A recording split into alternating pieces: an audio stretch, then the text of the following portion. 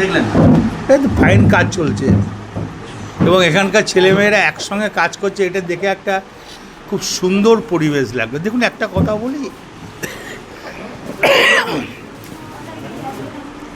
মমতা ব্যানার্জি অভিষেক ব্যানার্জি থাকলে কিছু হবে না। অভিষেক ব্যানার্জি যতদিন আছে ততদিন এই পশ্চিমবাংলার কিচ্ছু হবে না।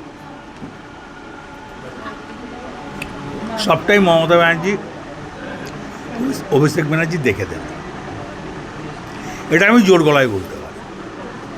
আর একটা কথা ভাববেন, এসআর করার পরই কিন্তু এনআরসি হবে, যেটা আসামে হয়েছে। এবারে এসআরের যদি নাম বাদ যায় এনআরসিতে ডাকবে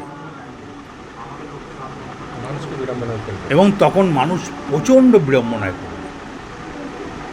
এই জন্য সব মানুষকে বলবো যেন এসআর করে নিজের ভোটার লিস্টে নামটা তুলে নেয়। দেখুন আসামে কিন্তু 14 লাখ হিন্দু লোক জেলে আছে। এটা কিন্তু ভুল ধারণা যে খালি মুসলিমরাই জেলে থাকবে, হিন্দুরা থাকবে না তা নয়। আসামে কিন্তু হিন্দুই বেশি আছে। এই জন্যই সবাই মিলে একসঙ্গে হাতে হাত মিলিয়ে এখানকার ছেলেমেয়েরা যেভাবে কাজ করছে প্রবলেম হবে না।